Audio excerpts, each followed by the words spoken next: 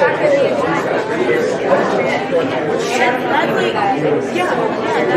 said, it felt very like we didn't meant to be here. Yeah, I do too. And you kind of think very literally. I've taken the training twice. I don't know, I've never had to use that. I hope I can bring that from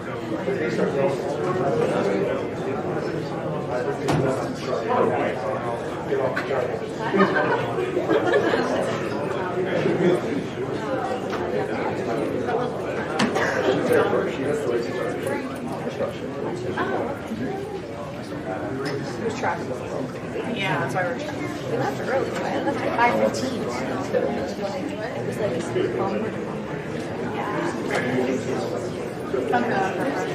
Yeah, right. Where are you guys from? We were in post-accident. We're at Westchester, but we're Westchester next to the downtown. Texas 15 years. Downtown 5 years. I tried it.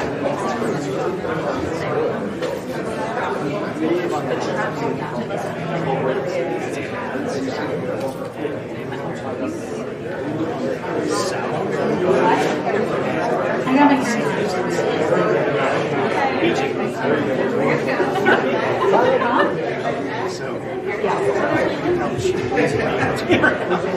she doesn't.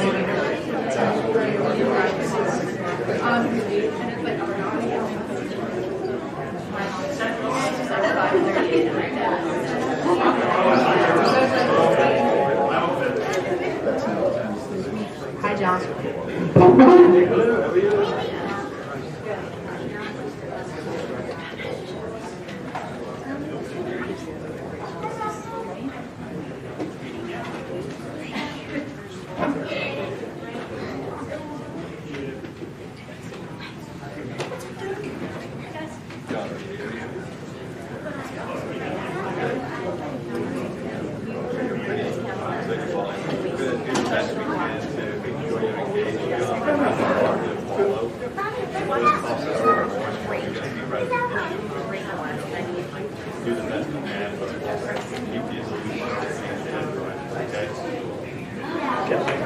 I'm here.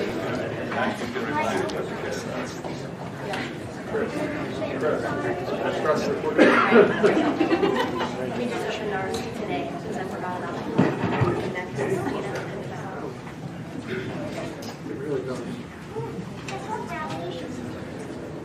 Guess what, Joshua?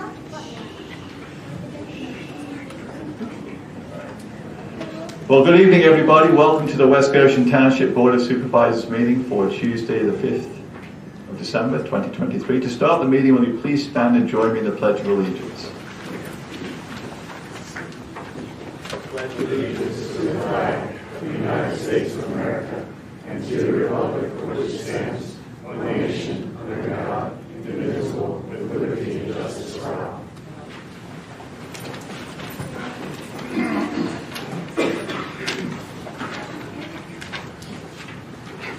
Thank you. Please be aware this meeting is being live streamed on the Township YouTube channel, and the meeting may also be audio or video recorded by people present in the room. Welcome, everyone. It's great to see a turnout like this evening.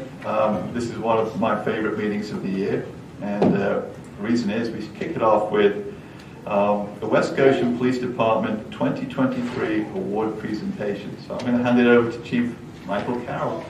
Thank you, Mr. Chairman. Thank you for the board's continued support. You want to put the mic on, please? I want to, but I don't know that.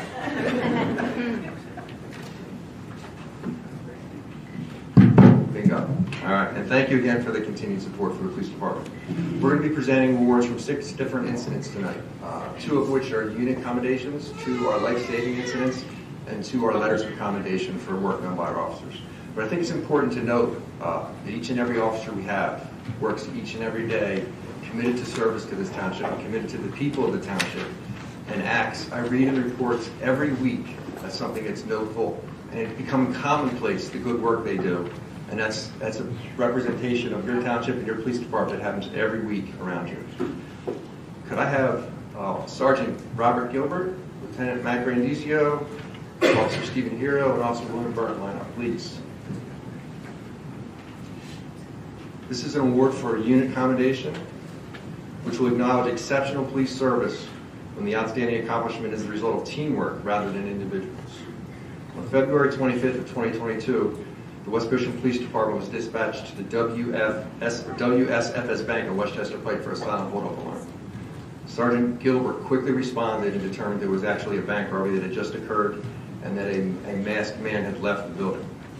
He quickly relayed this information to officers who were in the area, and within minutes they had determined that the car leaving the area was the actor and were able to, using teamwork, stop the vehicle without being involved in a lengthy pursuit, safely stop the vehicle, take the actor into custody quickly, retrieving all of the money, a weapon, the mask that the actor wore during the robbery. Now this happened in 2022, and we're recognizing it this year because this actor was found guilty at trial this year of robbery and is currently serving a state sentence for robbery. So we'll be issuing each of these officers a unit commendation.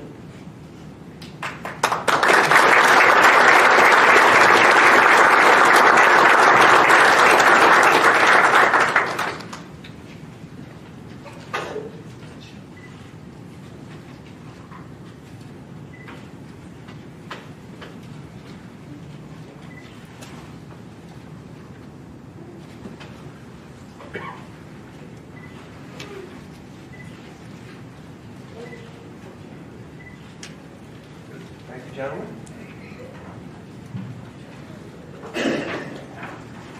Good evening. I'd like to call the following officers up to the front. Officer Dan Boyle, Detective Robert Edwards, Officer Timothy Riley, Officer Robert Story, Officer Kyle May, Officer Stephen Hero, and Officer Andrew Manko.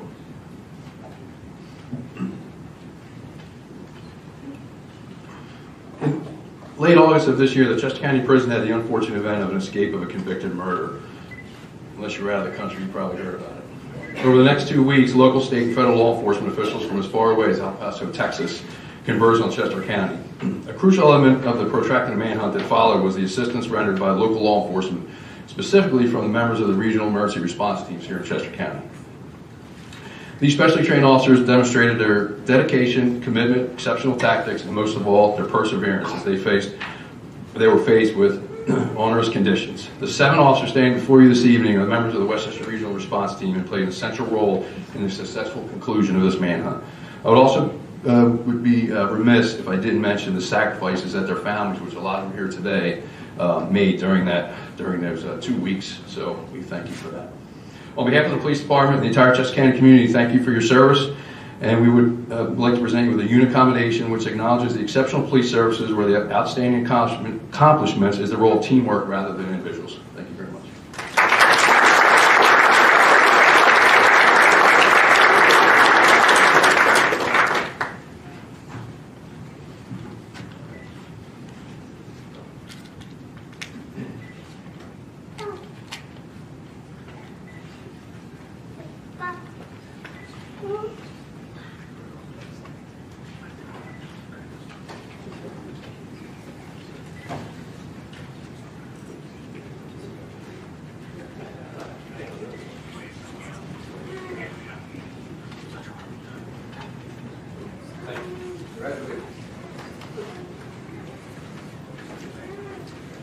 I have Officers Brayden Walsh and Mike Meredith. Please step forward.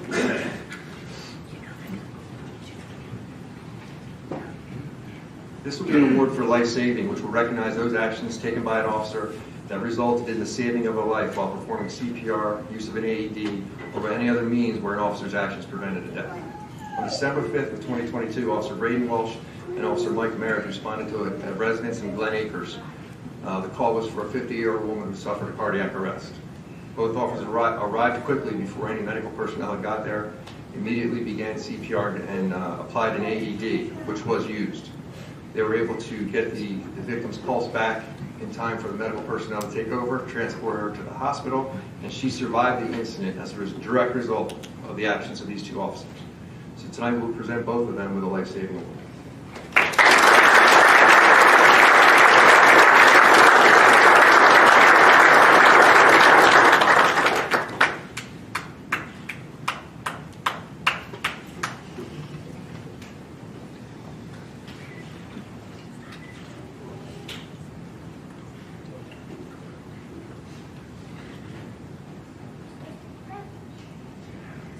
If I could have Officer Walsh come back up. And if I could have Mr. Neil Franciotti and Kevin Maloney from the audience come up here. So Mr. Walsh, Officer Walsh, please.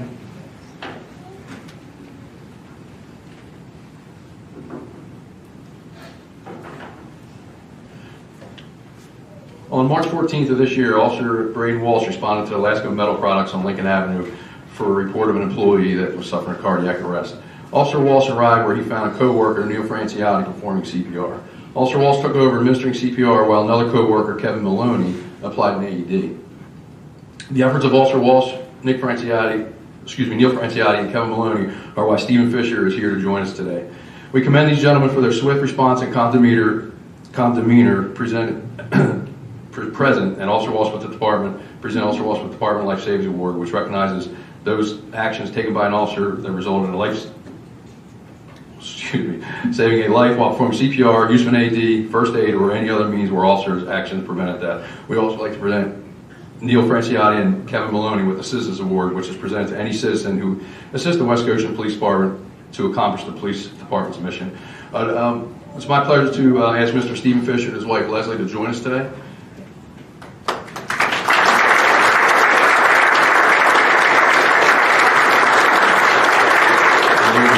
The awards to these three gentlemen. Thank you.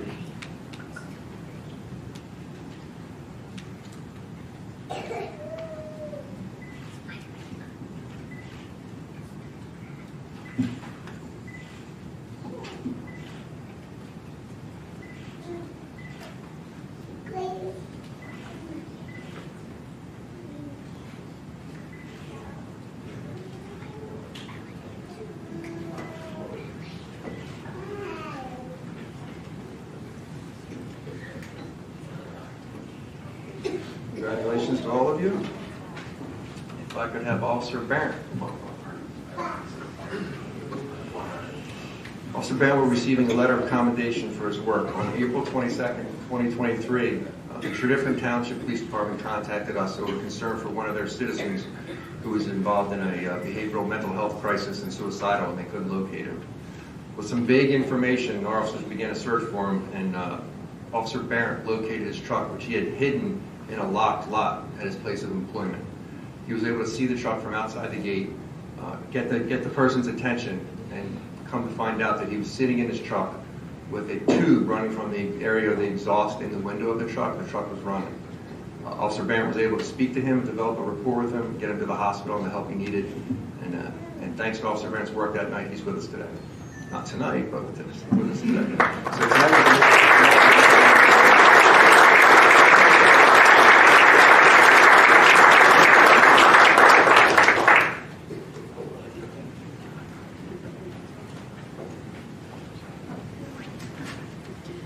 I have Officer Dan Boyle and Mr. Dave March.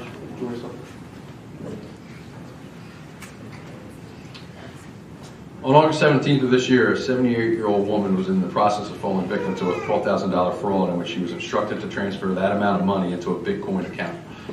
The woman traveled to a gas station here in West Goshen Township and began making the transaction. Thankfully for her, Mr. Dave March also happened to be in the same store at the time and noticed our victim.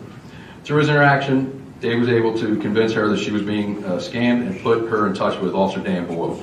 Officer Boyle assisted the victim in stopping a large portion of the Bitcoin transaction and contacting her bank to secure her checking account. We commend Mr. Dave March for his vigilance and direction and present him with the Citizens Award, which is presented to any citizen who assists the West Goshen Police Department to accomplish their mission. We also like to present Officer Boyle for his professionalism and responsiveness and present him with a letter of commendation which acknowledges performance of a credible act. Thank you.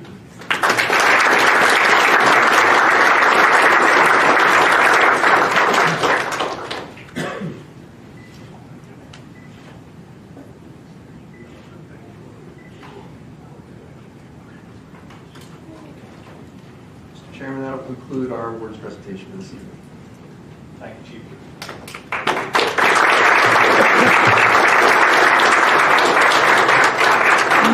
Thank you, Chief Carroll. I would like to say on behalf of the Board of Supervisors, what a fantastic event that just was. It's great to see the commendation and recognition given to these fabulous police officers. And I want to say that on behalf of the Board again, we are immensely proud of the whole of the police department of West Goshen. You do an outstanding job, and your professionalism and excellence is recognized throughout the community. So thank you very much. Thanks to 23, and here's to 24. Thank you.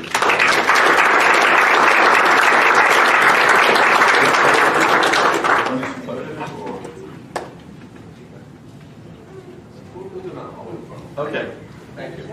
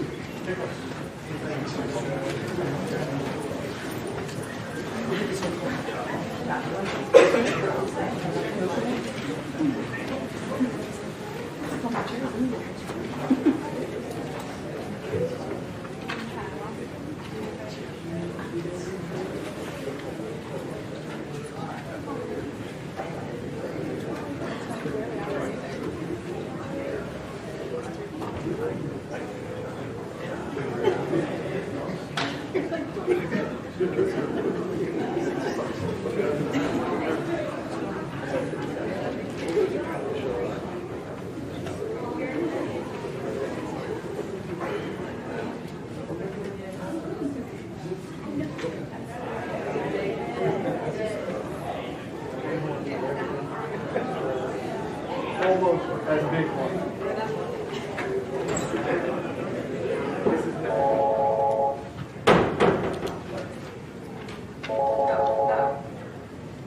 Johnny, back? All right, thanks. Yeah. Little intro. Very good. So now we're on to agenda item number 4, which is recognition of sponsors for the West Goshen Township Park and Recreation Department's 2023 events. And I'm going to turn it over to Mr. Canalena. Okay, thank you very much. This year, the West Goshen Park and Recreation Department was able to hold 6 summer concerts, as is our tradition. And once again, this was made possible through the generous support of businesses that make it possible. Many of these businesses were not able to send representatives here tonight. However, it is important that we recognize them for 2 reasons. Number 1 is we do publicly want to give them the proper thanks and commendation that they deserve. And number 2 is we do want to make a record of it permanently in the minutes of West Goshen Township. So, for our silver level presentations, we have Carroll Engineering. Is there a representative from Carroll here? Chris, right? Chris Peterson. Presenting will be Jerry Napachek from the Park and Recreation Board. We thank the Park and Recreation Board for their efforts, and we thank Carroll Engineering for their sponsorship.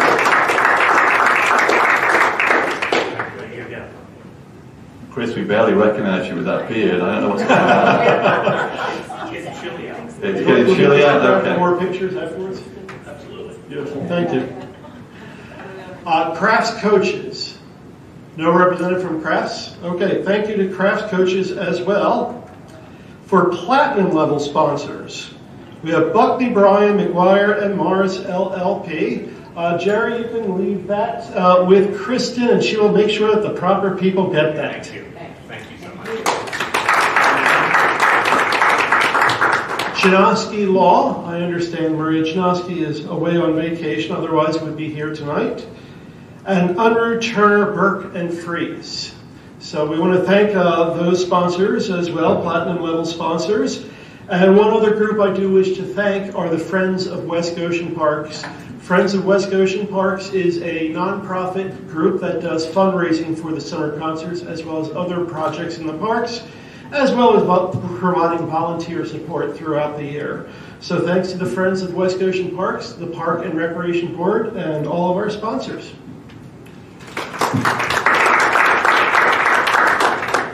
Thank you, Ken. And again, on behalf of the Board of Supervisors, I do want to recognize that we admire and fully recognize the efforts of our sponsors for our summer concert series. It's a great event. If you have the opportunity to go to it, I highly recommend it for certain bands, not others for me, but that's fine. So we do appreciate everything that the sponsors do, and thanks again. Hopefully you'll continue to support us in the years ahead. Very good. We're on to the next agenda item, which is public comment. So this is the opportunity for public comment or questions for items that are not on the agenda this evening. Is there anyone in attendance who would like to raise an issue tonight or has a question or comment for the board or staff? Yes, ma'am. I wanted to make a comment regarding something that happened last meeting. Okay. Would you mind coming up to the microphone and stating your name?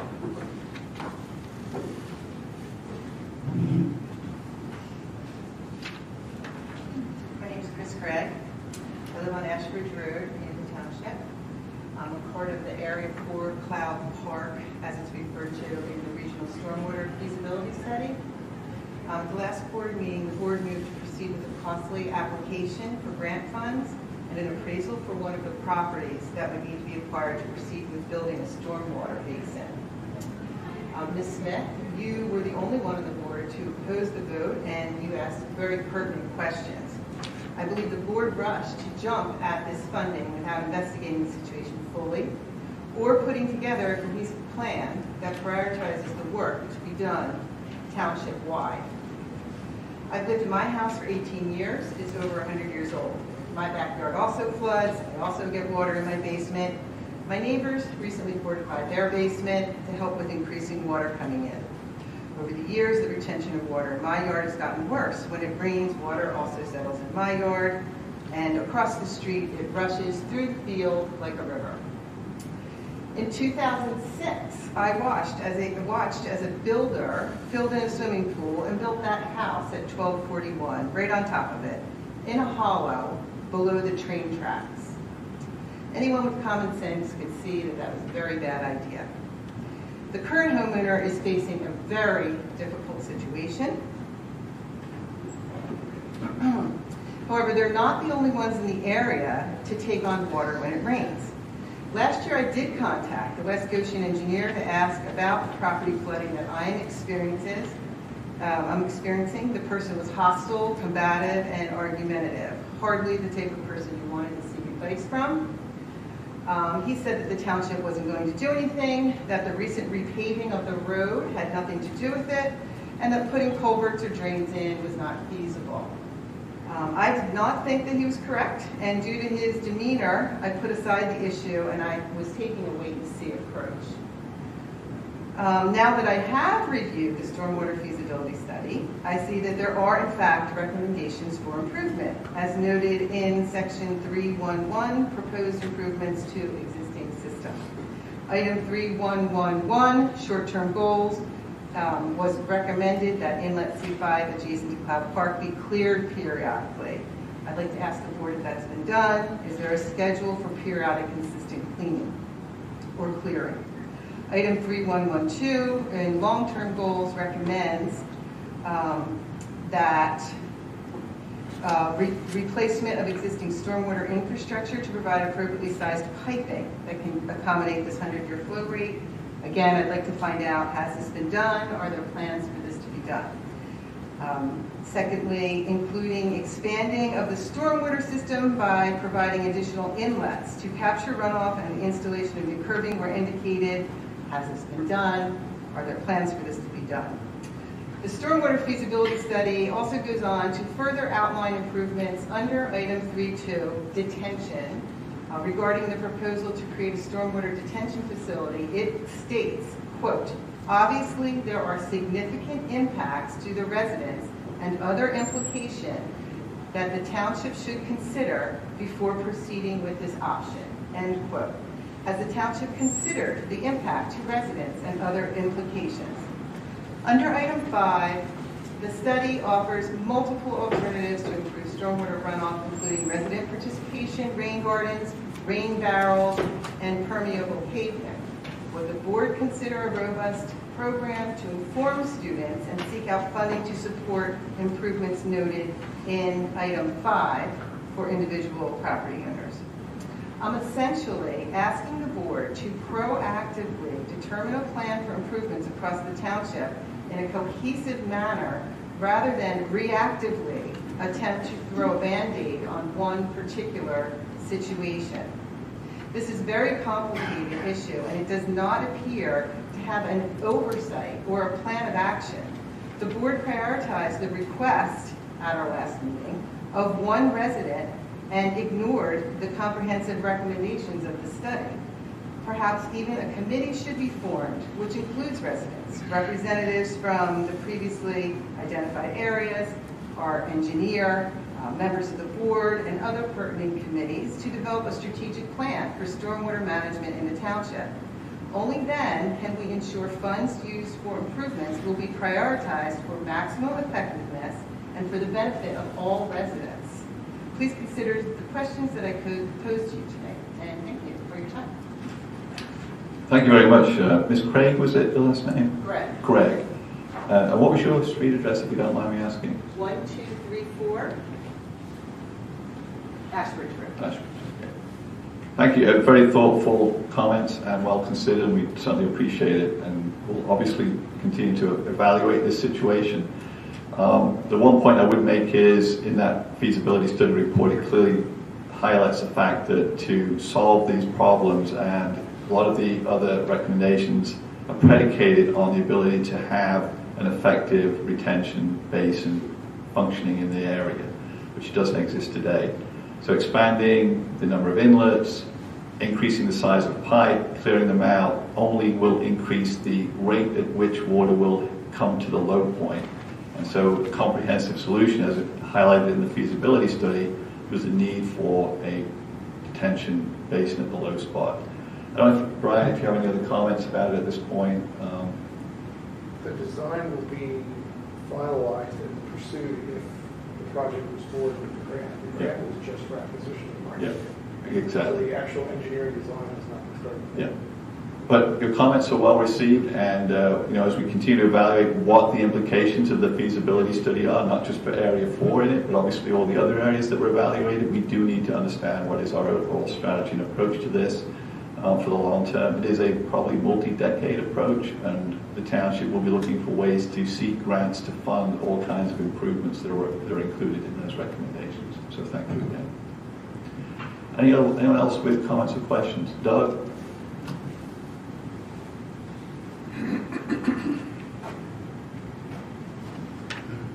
Good evening, everyone. I have two comments I'd like to make. First is I'd say Happy Hanukkah to our Jewish residents, and Chabad of Chester County will be hosting a public menorah lighting on Sunday the 10th at the courthouse at 4:30 in the afternoon. My second comment is in Caswell, we've been having some infrastructure upgrades of our electric, and I would like to thank the contractors very much for doing an outstanding job. I think their name is InfraSource and Melcar Underground. I had no idea what was involved with upgrading all that and what was under our streets, in addition to the sewer and stormwater. They are upgrading the line from 4K to 34,000 volts. So I think that's very good. Thank you very much. Thank you, Doug. Is there anyone else with a question or comment? Margie?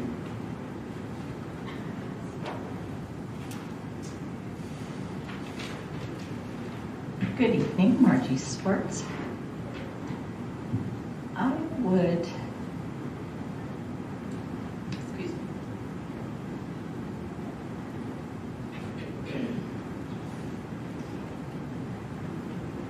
I would like to address a front page article in December's 3rd's Daily Local News on the front page regarding the lawsuit that's been filed against West Goshen Township. I'll jump right to a quote from Chairman Walsh. Actually, I will read it right from the newsfeed. Mr. Walsh said that, quote, "I believe the fact that the claim references secret squirrel time to describe the scheme of being paid for time off beyond that approved by township policy and which required the illicit submission of falsified work timesheets to payroll administration speaks volumes about the abuse that occurred." And ended that with, Walsh said that the board and manager acted responsibly. To that, I agree with 50% of that. I believe our current township manager, Christopher Bayshore, reacted responsibly.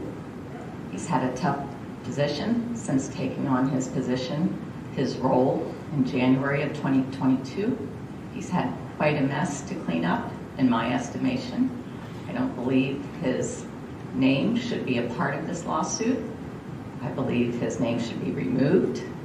I do believe over the years, this board and previous boards have not acted responsibly, specifically to the amended complaint that speaks to a Monell claim, count 6, line 129.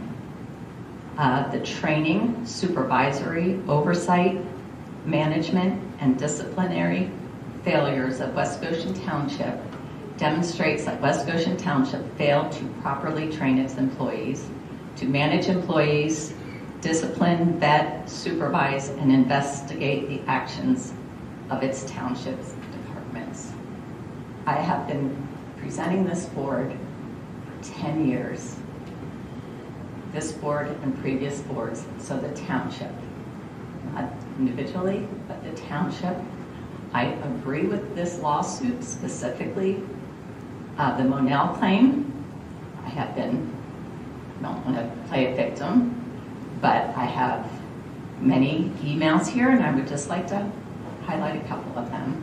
Margie, if you just have, we're not going to have any comment on what you're saying tonight, obviously, so if you could just keep it quite succinct and to the Correct. point. Yeah, and I wanted to let you know I'm not expecting a reply or a response, but I need to get some things off my chest and on the record.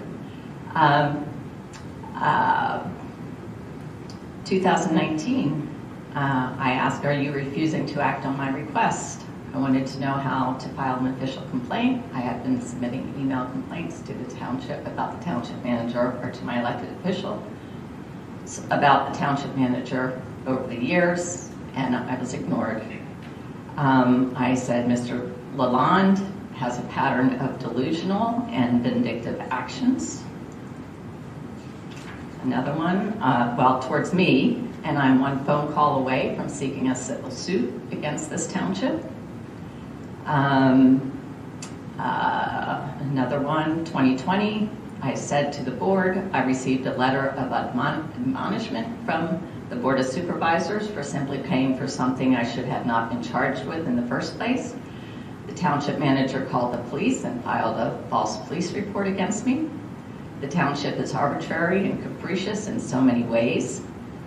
I was treated and scolded like a child. It brings tears to my eyes thinking of how this township has treated me, yet continues to employ a con man. I just don't understand why Mr. Lalonde is still employed. So you get the idea. So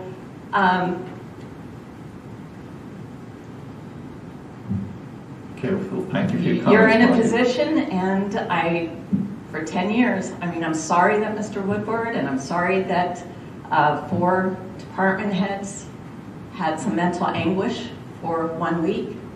I can tell you, 10 years, last 7, except for when Mr. Bayshore has been here, I myself have suffered that same mental anguish with no help, no response, no request from any of you or any previous elected official to sit down and talk to me and answer my complaints. So I wish you well, and if there's any attorneys representing the Woodward family, I'd be happy to talk to you. Thank you. Thank you, Margie. Is there anyone else with a question or comment for the board or the staff?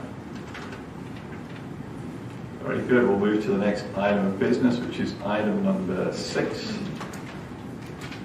Discussion and possible approval of the following agreements pertaining to fire and EMS service for West Goshen Township.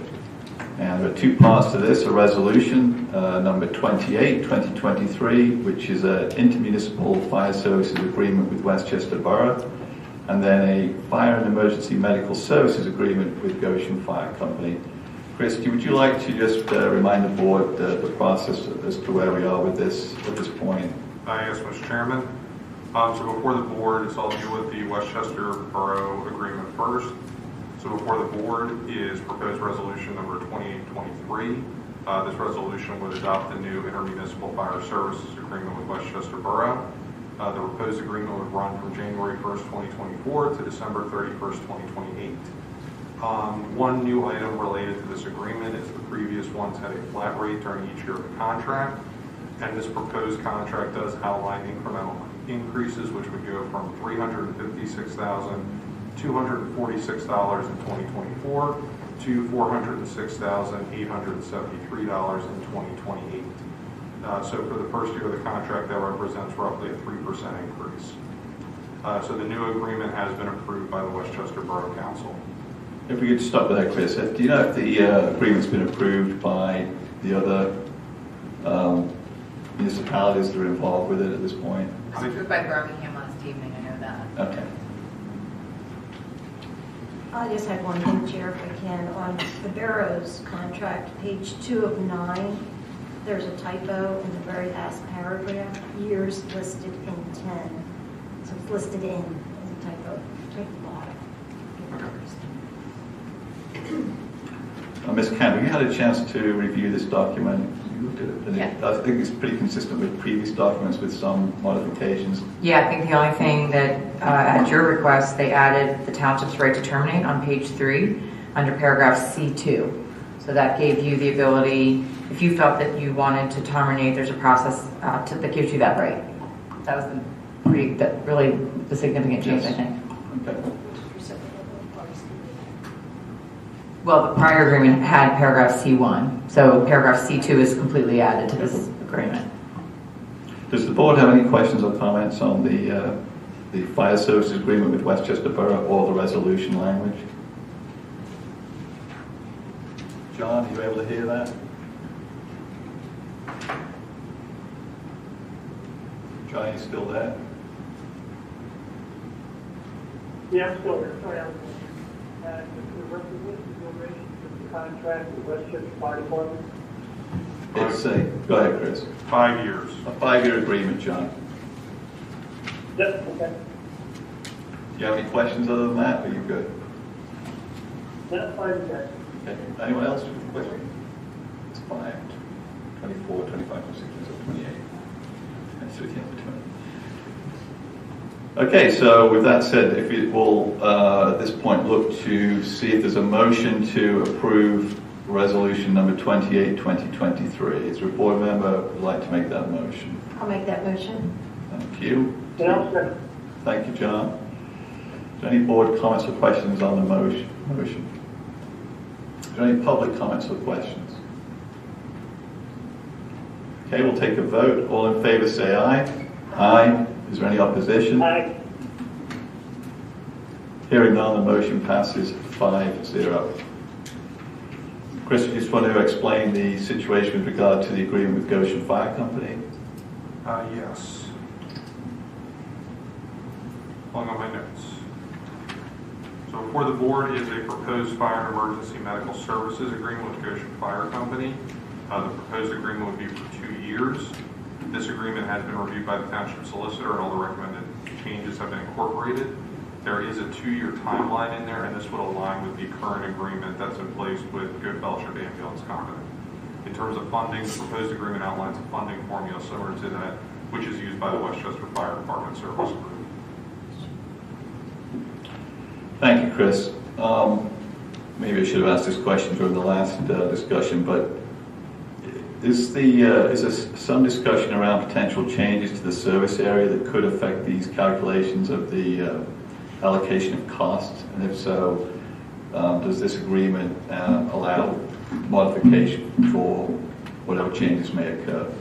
I believe it allows for a opt-out after year 1 and certain changes based on the funding level.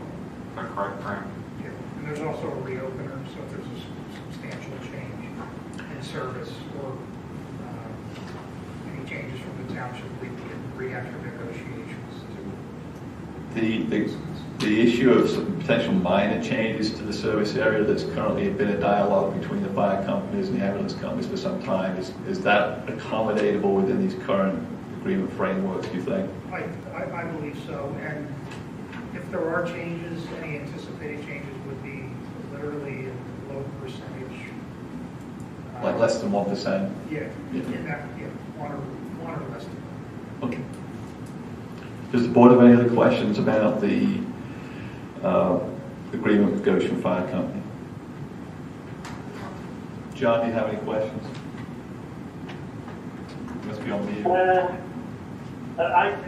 We were breaking up their business, and we're all still going through discussions with the fire companies and the EMS providers about the service territories. So that's still a loose end that needs to be tied before we, have a complete agreement for them. So from what I understood from the conversation here, that there needs to be minor changes, if anything, which should not really affect the overall agreement with respect to fire, EMS, and company. My knowledge. Okay, so you're not in opposition to put words in your mouth. You're okay with moving forward with this agreement tonight, realizing that any changes would be in the order, as Grant said, of less than 1% impact. Yes, and also just for the record, what is the duration of the agreement with Goshen Fire? 2 years, 24 and 25. So if there's any changes that need to be done, we should do it certainly within that time frame. Also, what is the procedure within these agreements to make changes during the length of the contract? Is it a mutual? Yeah, it's mutual. There's a mutual opener for, to look at the issues that have arisen and to try to work through them, John? Yes. So in other words, during the 2-year duration of the contract, if there are changes that need to be done, there is a mechanism in place to be able to do that. So I'm fine with that. Okay. Any other questions from the board? Okay, then we'll look to, is there a motion from a board member to approve the fire and emergency medical services agreement with Goshen Fire Company? Thank you, Ashley. Is there a second? Thank you, John. Is there any board comments or questions on the motion? Is there any public comments or questions on the motion? Very good. We'll take a vote. All in favor say aye. Aye. Aye. Is there any opposition? Hearing none, the motion passes 5-0. Great. I know there's quite a lot of work that went into getting to this point. Thank you, Grant. Steve's here. Thank you, everyone who's been involved with it. For all the cooperation. Appreciate it. And we do have a meeting, the three companies do have a meeting tomorrow morning to hopefully resolve any territory changes or have that discussion. Excellent. Perfect. Thank you very much. We appreciate it. I've been waiting a while, so I appreciate that. Thank you. Okay, we're going to move on now to agenda item number 8, which is continued discussion regarding the 2024 budget for West Goshen Township. So, I said 8, right? Did I miss one? 7. I'm sorry. Got ahead of myself. I don't know how I did that. Oh, it's because my book's not in order. Agenda item number 7, discussion and possible approval of updated qualifying volunteers for the West Goshen Township's Volunteer Service Tax Credit Program for the Westchester Fire Department and Goshen Fire Company. Chris. Mr. Chairman, before the board this evening is consideration of an updated list of qualified volunteers for the Township's Volunteer Service Tax Credit Program from both Westchester Fire Department and Goshen Fire Company. There were lists that were previously approved in February, and we completed the real estate tax reimbursement, but when I began collecting the data for the necessary information I needed for the EIT component to upload to Keystone Collections Group, I noted various names that were either removed or added from the previous list. So I wanted to bring this back before the board to certify a new list prior to me uploading any information. The list submitted by Good Fellowship Ambulance Company did not have these issues. In speaking with both companies, they indicated that certain members have either left the company or no longer meet the eligibility requirements. So I provided to the board both the original certified list from February and the updated one that was provided. I spoke with the township solicitor regarding this issue, and the board could adopt a revised list if it so chooses. Okay, thank you, Chris. Looking at the Westchester Fire Department, it looks like the number of eligible volunteers increased, though, correct? That's correct. And then for Goshen Fire, it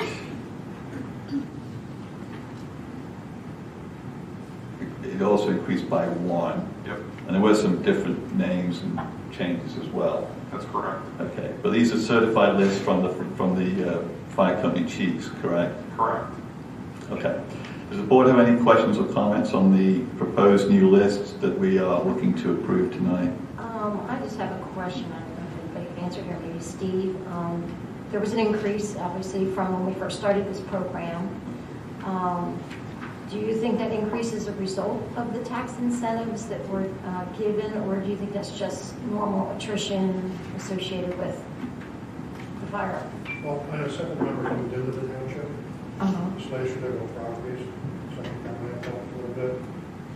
But I think we have also increased the number of people that are volunteering. In case I mentioned to you before, we did our own doing our own stipend program. Right. And we had 74 people qualify in the department. That's great. So almost 25 for each company almost. So it was, I think the programs are working. Yeah. And I think it's going to benefit townships. And that was being funded through the fire. Fires relief, Relief fund. the money they passed through from the state, that money, we expect to spend about $100,000 per year. Okay, great. Thank you. Any other questions from the board? John, you have any questions? No, I do. Okay. All right, so I'll make the motion to approve the updated qualifying volunteers list for both the Westchester Fire Department and Goshen Fire Company for the tax credit program. I'll second that. Thank you, Tina. Is there any board questions or comments on the motion? Is there any public comments or questions? Archie? I just have a couple questions, maybe Steve can answer them. This is only volunteers, or are there some paid employees on here? It's no paid employees. So I'm looking at like Charles Bergen, Charles Bergen is his father. Oh, okay. And then this tax credit, they get county tax credit as well. Did I see that on there? That is just passed as well. So what's happening is people are lining up for this. You guys help start the ball rolling. Most of the townships are participating in all of it. And the county sees value in this as well as trying to keep volunteers in service. And we're also trying to move through legal organization as well. And we're hoping to actually get maybe the school districts. So what's the percentage that credit that we get off the, like the county and the township taxes? Is it going to be the same for all three? It differs. Municipalities? It does differ. Yeah, they're not all the same. They do differ somewhat. What is the township percentage? It was up to $500, I believe, for property, and up to $500 for rentee. 100% property, 500 jack. 100%. Is that what you're asking the county for as well? The county made its own rules, and You probably won't have been asked, but like. yeah, so they have percentages.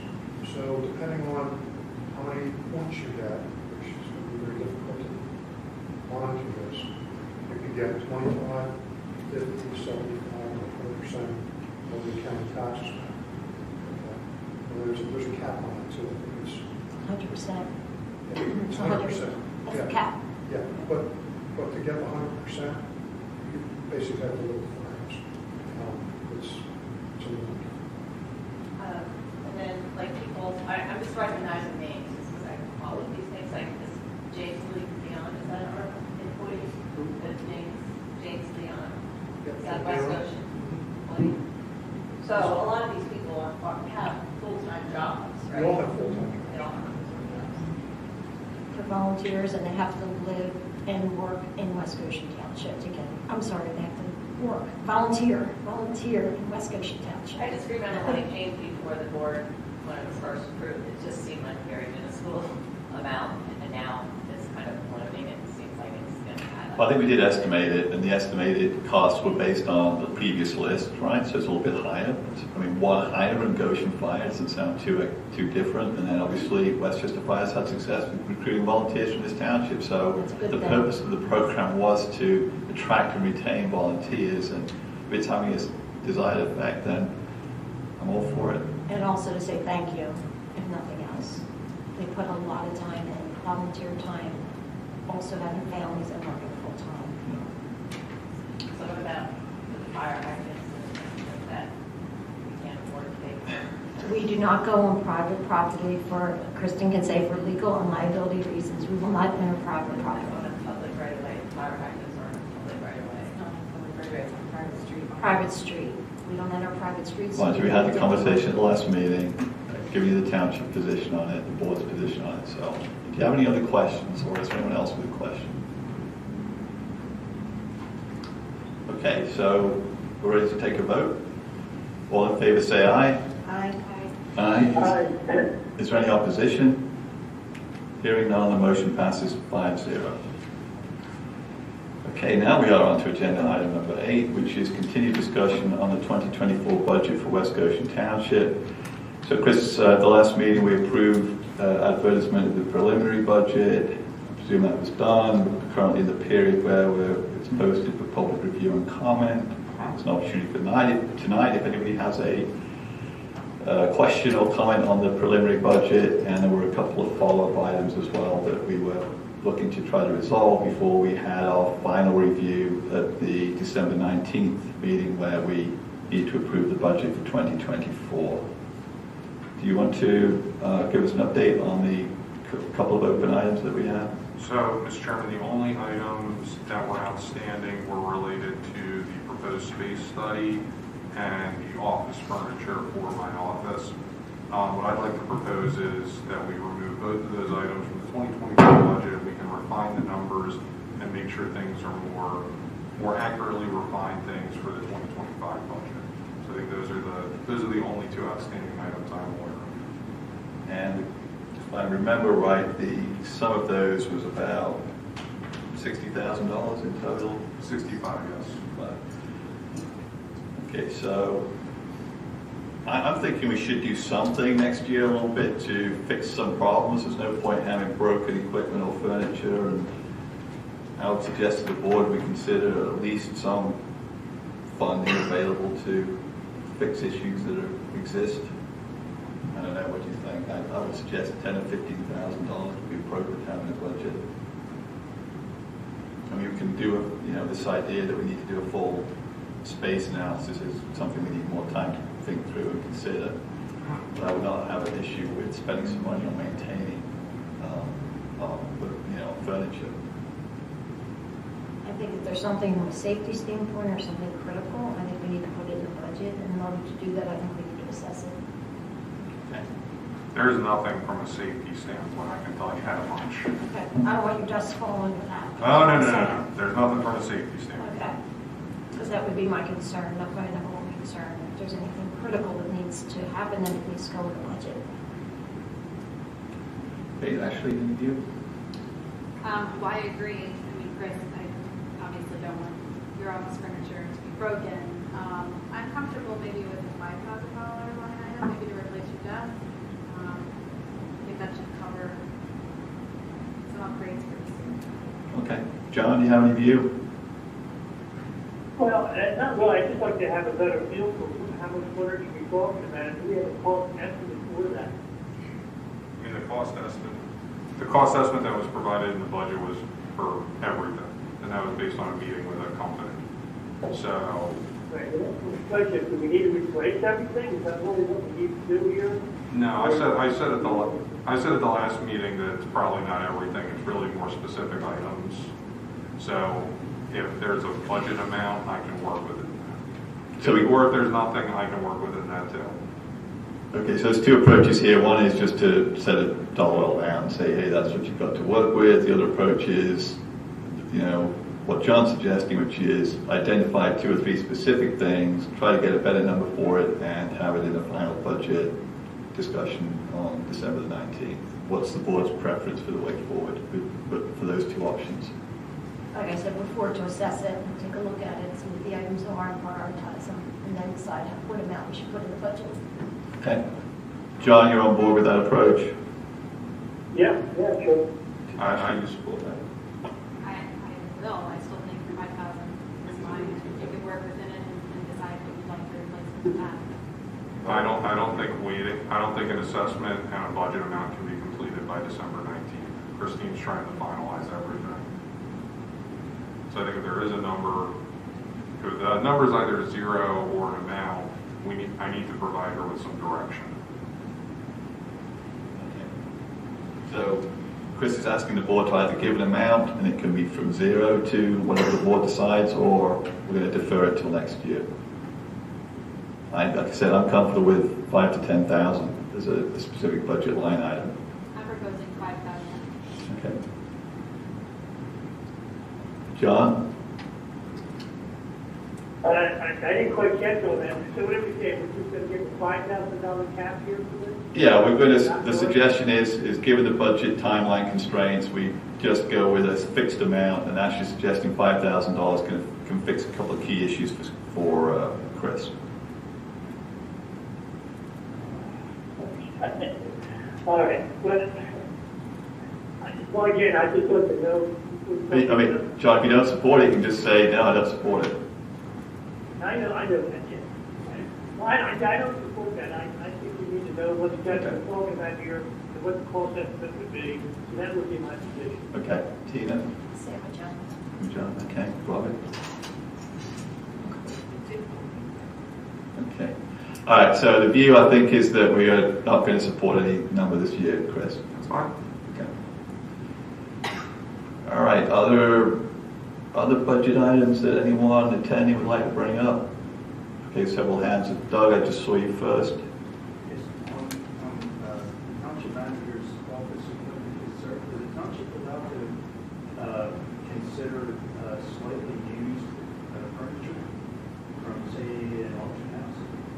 I'm sure all things are possible as long as it fits the purpose. So the answer to the question is probably yes. A lot of companies do that, slightly used, but otherwise nearly brand new, and can achieve savings.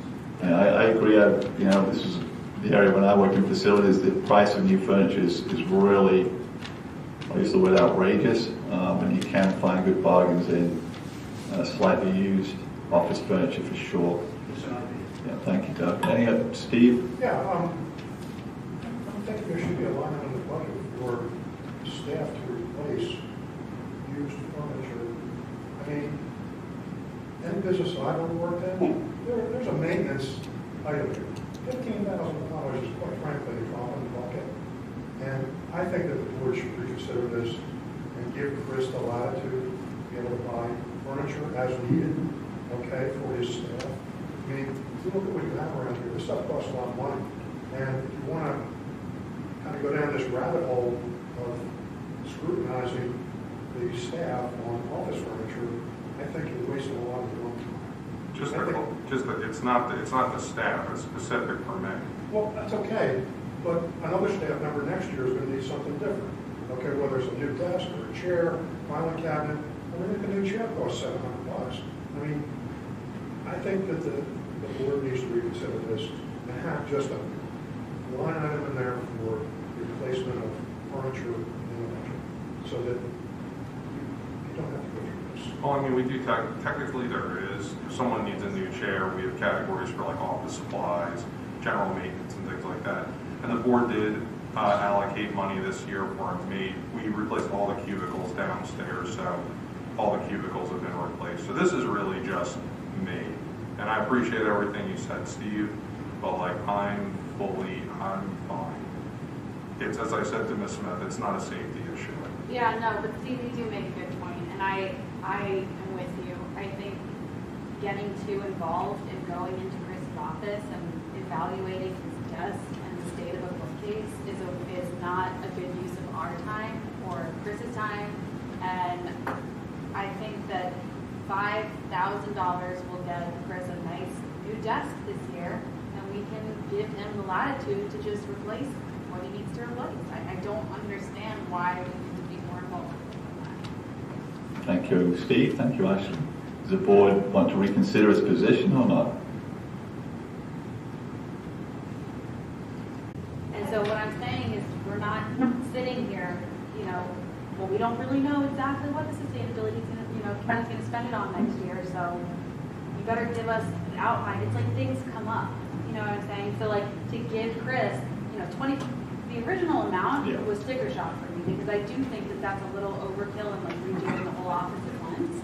But I'm absolutely in favor of giving Chris the ability to just take, work within a budget to replace the things he needs to replace. And I don't think that we need to get that involved in that. Well, I guess could we take it down the other line item we used for this year? It's already in the budget for the replacement of the cubicles. No, that's been spent. Okay, and there's no money allocated for 24 for that line item currently, that's gone. even for the employees. No, because that's gone, because that project was completed in June. Okay. So let's just take a recap where we are. So originally in the budget proposal, there was $65,000 put in the capital reserve fund budget, right, Chris? That's where this money was. So that was a no from the board. Now we're talking about some maintenance items. Is there room within the normal maintenance budget for you to fix a desk problem in 2024, or do you need us to identify a specific capital reserve line item to do that? I can make it work with maintenance. Very good. Well, that's my point. Do we need two line items here? I don't think so. I mean, one can cover.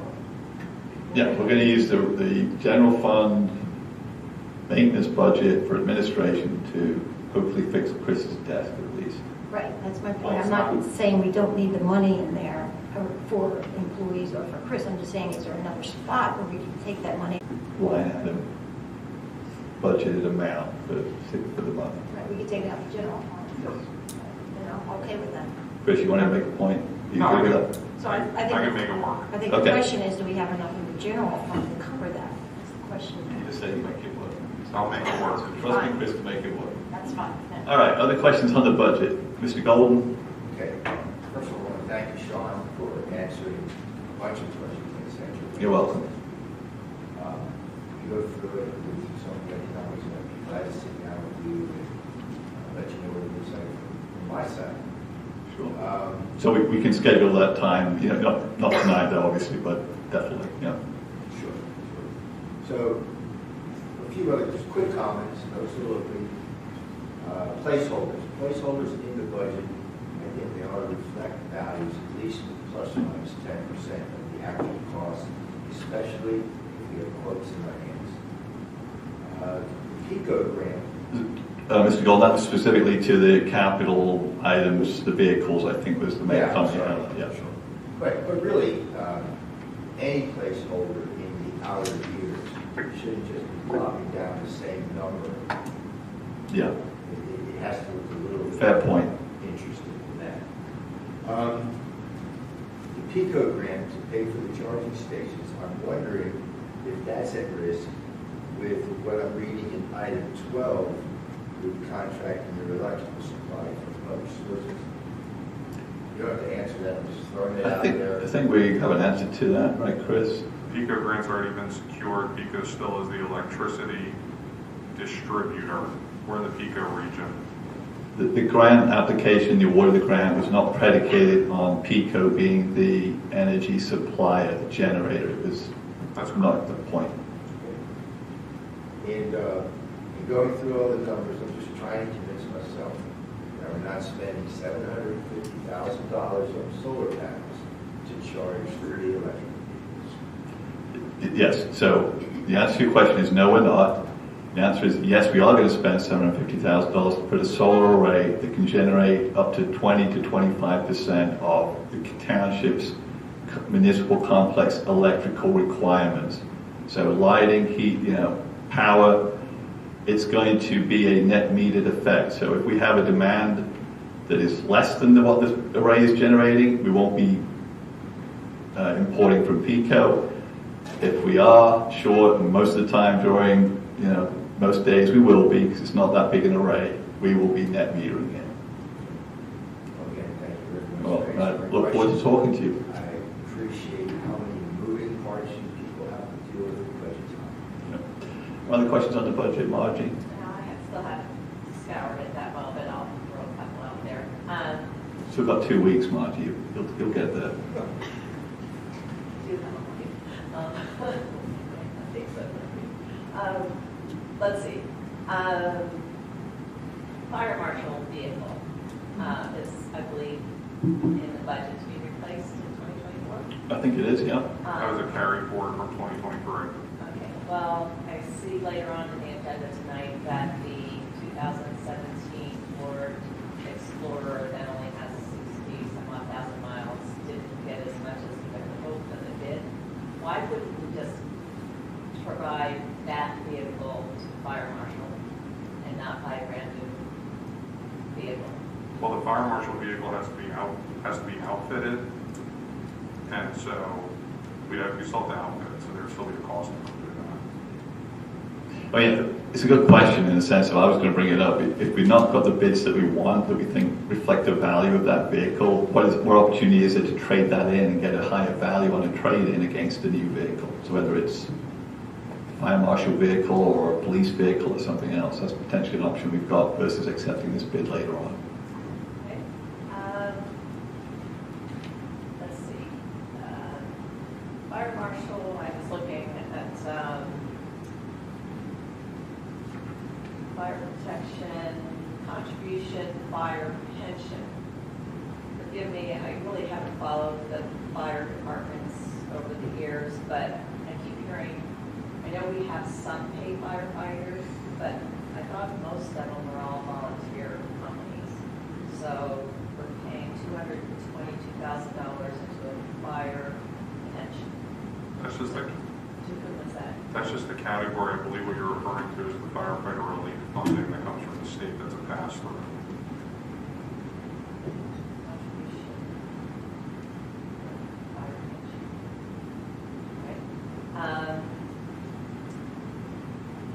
Ashley brought it up, $5,000 to volunteer committee.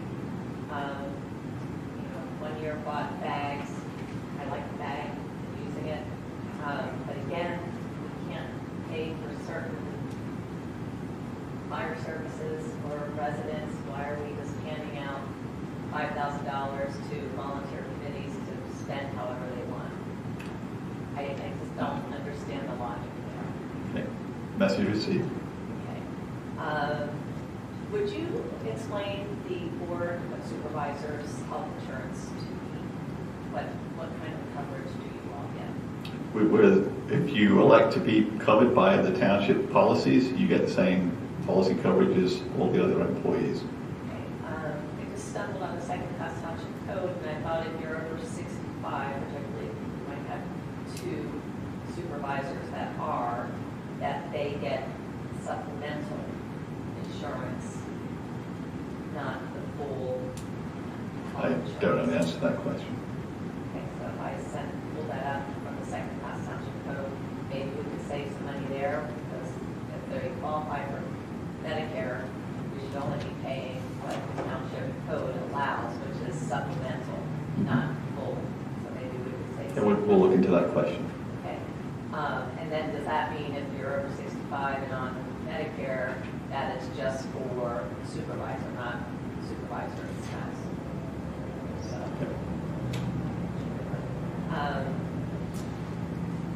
I brought this up every year. The second class township code clearly says that the township manager's salary should be line item clear in general fund, but you got to look through a different, number of different funds to figure out what the salary is.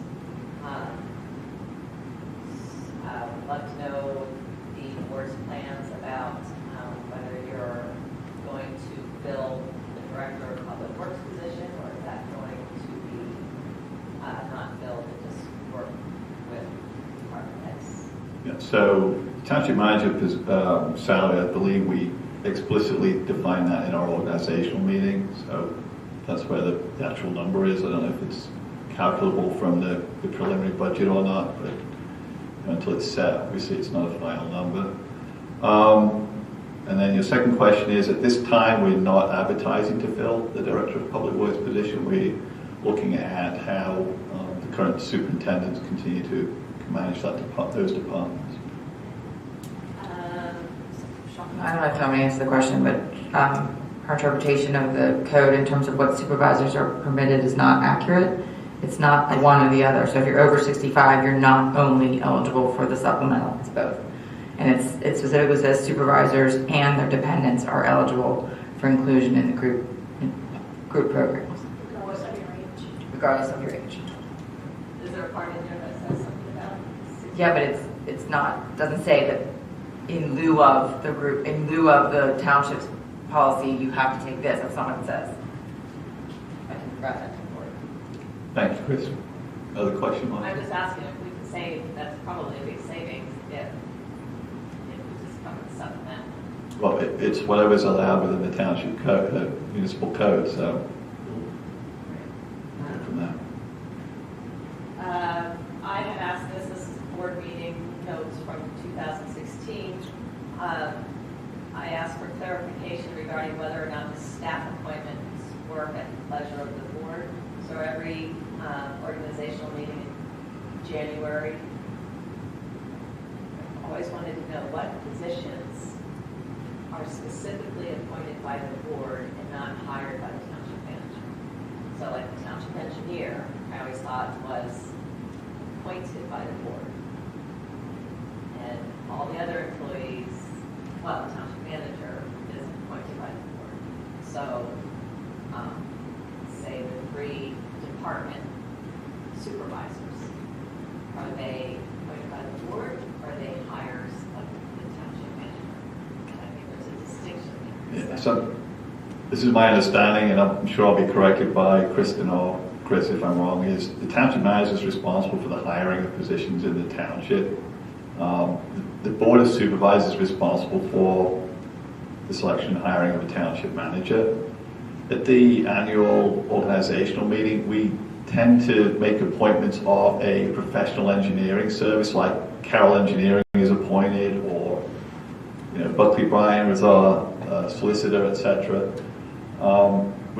It just seems to have been a practice that we also announce, use the word announce instead of appoint, that Brian is the township engineer, this is our zoning officer, or whatever else. It's just been a practice. So I don't see that as an appointment. They're already employed by the township. It's just an announcement of the roles of the individuals from an organizational perspective. Is that reasonable, Chris? I think with the exception of the police, the chief.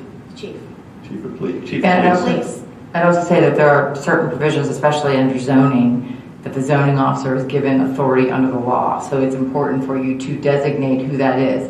I agree with you that it's ultimately the manager through Chapter 7 of the West Goshen Code, where the board has given the manager that authority to hire the people. But as far as the official appointment, there should be that should be done on an annual basis, because the law gives certain people. There's also provisions in the West Goshen Code that speak to the township engineer having specific powers and authority. So there has to be somebody specifically designated as that, and it's the board of supervisors that has the authority to do that.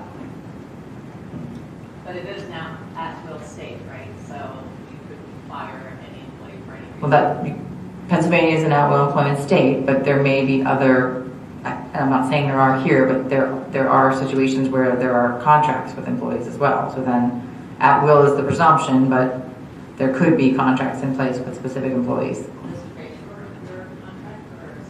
Chapter 7 of the code specifically says that he serves at the pleasure of the board. He can be hired and fired by the board. Whether or not he has specific contractual provisions that he's entitled to, if the board were to choose to terminate him, is yeah. And then back to, again, this is why I have to level the budget. fire marshal, why like some of these conference things? So my guess is the fire marshal is the only employee under that budget item, like $5,000 for a conference.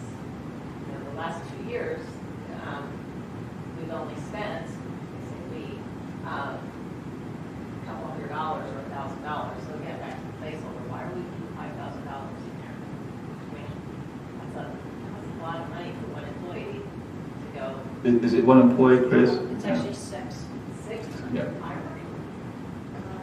It's actually, I don't know if it's six, but under fire marshal, it's at least two. Because we have a deputy fire marshal as well. I mean, again, the budget is a budget, right? So the intention is if there was a conference that was really beneficial and two people needed to go to it and it was a value add and it was $2,500 each, you would like to have had a budget that was making sure it was covered and you weren't scrimping around by pulling from this other line item or whatever else. So yes, in some years, and maybe it's quite a lot of years, it's probably more than needed. But again, it's a budget. Can I just ask that we look to see and send the employees to regional conferences instead of... It's absolutely a fair question, and I think that message has been received by all staff members. this was relative to good fellowship, and so I'm sure some type of certification that was required. This is a budget, not the bills, Tina. Oh, Yeah. All right, well, I'll have more on these. I mean, I've made a note that when we send someone to an actual conference, you've suggested it would be a good idea to get a report out, and I agree with you. So in 2024, if that happens, they can expect to have to do a public presentation. That would be very nice. Doug, you had your hand up?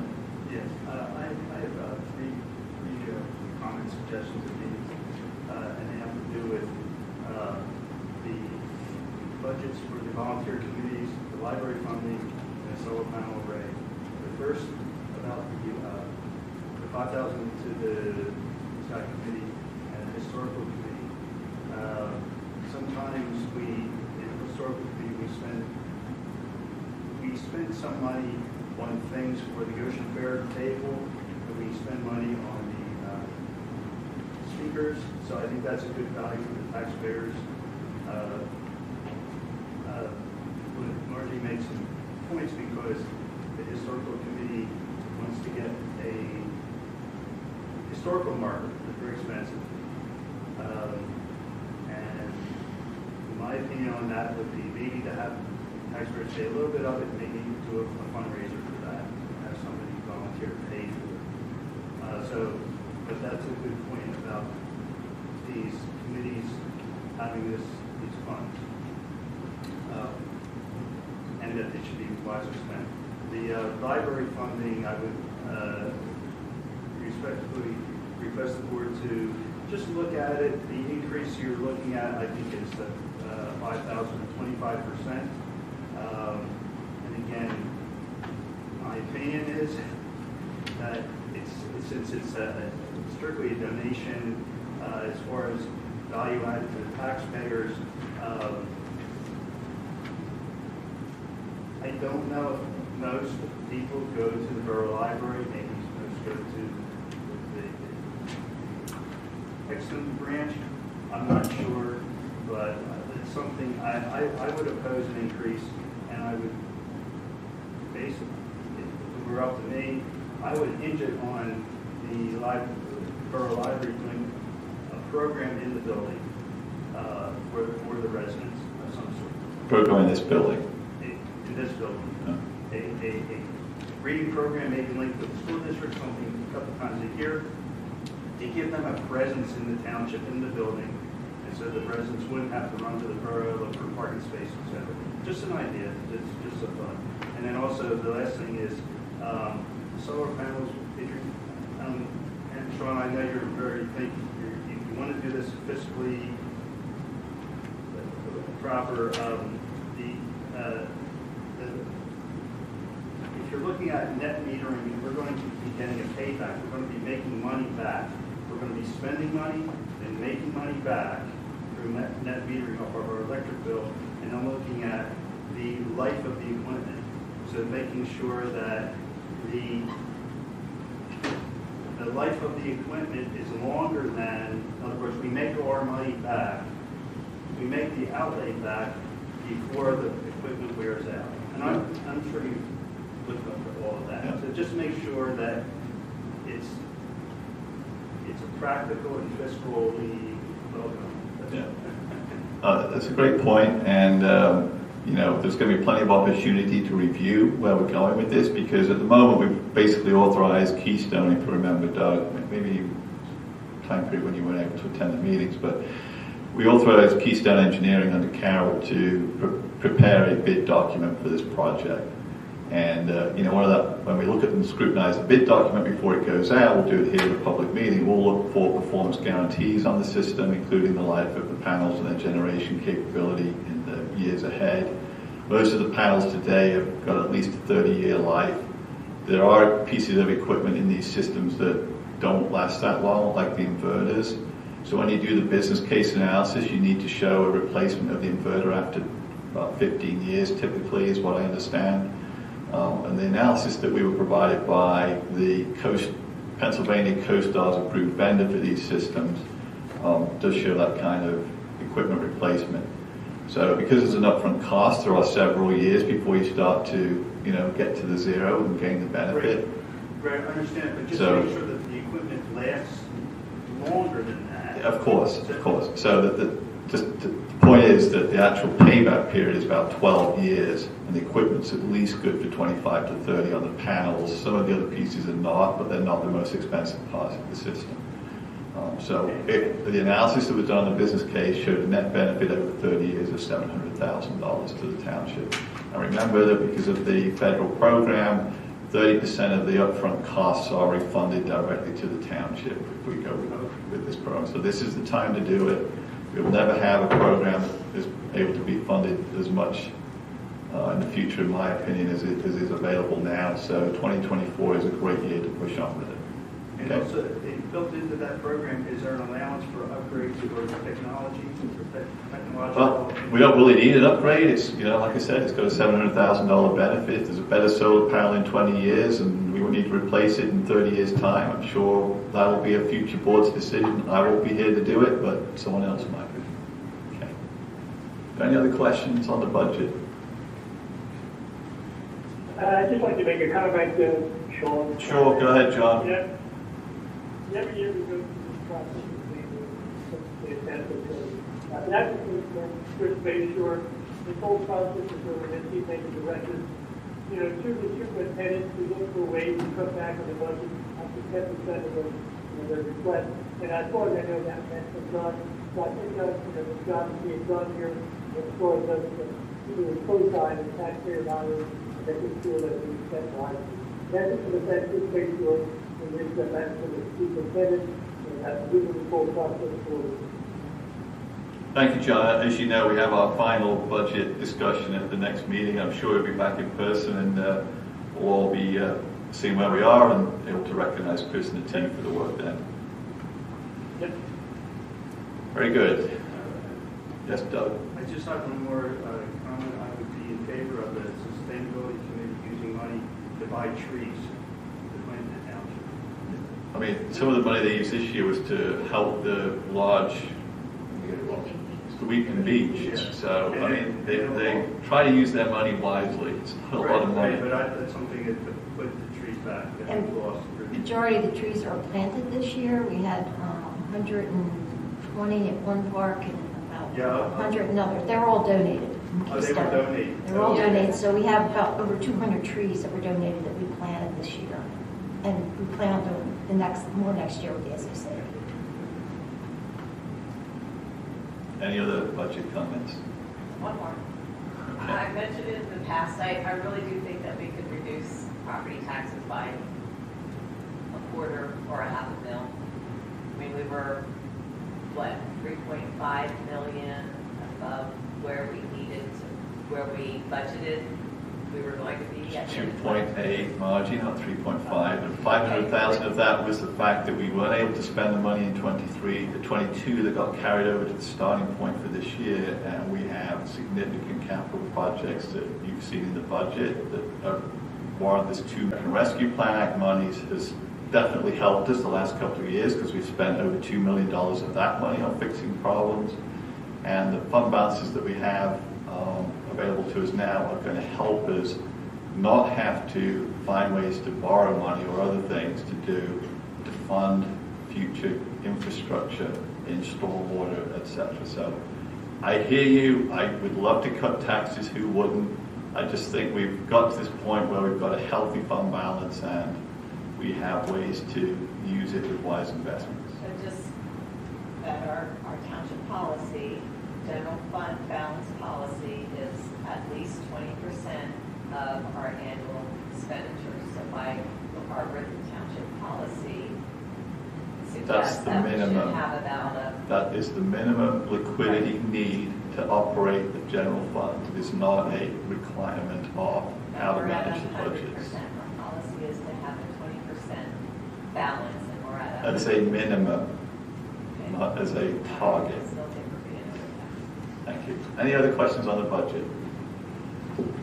Good, we'll move on to agenda item number 9, which is discussion and possible approval of resolution number 29, 2023, adopting the West Goshen Township non-uniform personnel policy.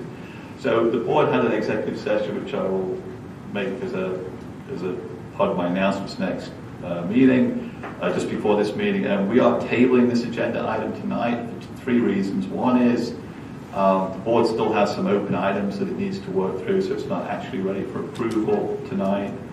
Secondly, Chris and staff need some time to look at the draft and be able to make sure that they're fully informed and involved with it before it becomes a public document. So this will allow a little bit more time for that. And Mr. Hellman not being present, we're going to hopefully have a better conversation about it at the December 19th meeting. Do respect your email, Margie, and we are looking to see if we do these 3 things that we can make it part of the agenda materials for that meeting. Okay? Okay, so we'll move on to agenda item number 10, which is discussion and possible authorization to advertise a proposed ordinance amendment to Chapter 78 pertaining to vehicles and traffic of the West Goshen Township Code of Ordinances. And Chris, would you introduce this, please? Mr. Chairman, before the board this evening is consideration to authorize the advertisement of a proposed ordinance to amend Chapter 78, which is vehicles and traffic in the Township's Code of Ordinances. The proposed ordinance would amend this chapter in order to incorporate the following. Amend Section 78.9 to include stop intersections at Holly Road and Richmond Road, Holly Road and Farmington Road, and East Virginia Avenue and Garfield Avenue except right turns. Amend Section 78.12 to establish a 25-mile-per-hour speed limit on Chapman Avenue. And amend Section 78.20 to prohibit parking of vehicles on areas in West Goshen Community Park not specifically designated as a parking spot. If authorized for advertisement, the proposed ordinance could be considered by the board at the meeting on December 19, 2023. Brian has worked on this ordinance with the solicitor. Brian, is there any other outstanding items? No, Chris, these 4 items, the two intersections for stop signs, the speed limit, and the no parking areas in the community park were raised by complaints to the police department or to me directly, and these are the only 4 I've gotten this year. The lack of stop signs on that are listed there, I mean, if you look at Google Maps, you can see there's just nothing. If you go look at it or look on Google Maps, you can see there's no stop signs. So those intersections don't even have line markings either, road markings. Right? The intersection of East Virginia and Garfield has become a different intersection since the redevelopment and the expansion of multiple uses into Webwater Shram.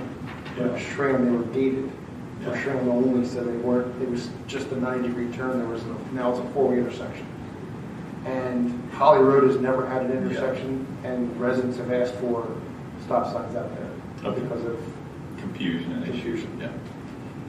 And the issue about the community park parking, is that a perennial problem that we're seeing with people not using designated spots? And is it because of the success of events that we don't have enough overflow parking? Is that when these are occurring? That was directly requested by the traffic PD. Because the PD asked for that because they can't enforce without any ordinance. Do you know if it's related to events or is it just general people parking where they should be parking on a regular weekend or something? I don't know the details.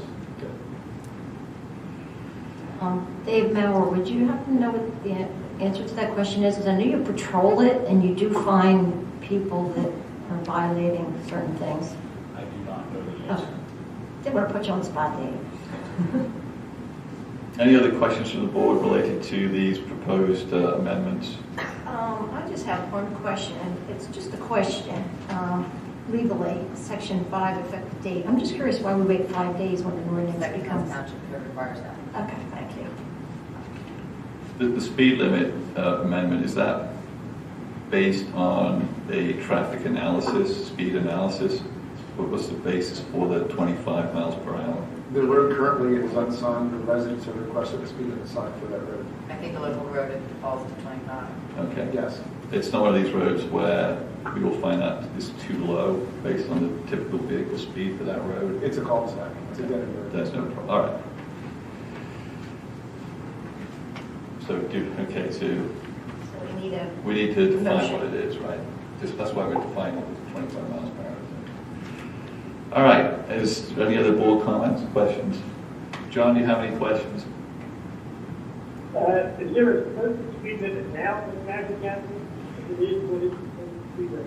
Chatwood Avenue is not posted, currently not posted At all. at all. There is no posted speed limit, John. Do we typically post on a cul-de-sac though? We post if requested, If requested. and the residents have requested it through the police department for that road. Residents or The residents, resident? it was passed to me from traffic unit that they had a request for a speed limit. Understood. Sorry, John, you had further comment? Yeah, the other question I had the residents, plural, in Madison County before, was it, this change here that's going to be instituted, or those recruited? To have all residents of Chatwood Avenue be informed already that this is up for approval. Whoever has been in contact with the police department regarding the complaint knows that it's going to be on the agenda for approval. As part of this resolution for the end of the year, that was what they were told. I don't know how many residents complained. That was a request that came in. So, John, the answer to your question is the folks who have brought the issue forward have been informed, but not necessarily every resident of the street. All right. Okay, so is there any other board comments or questions?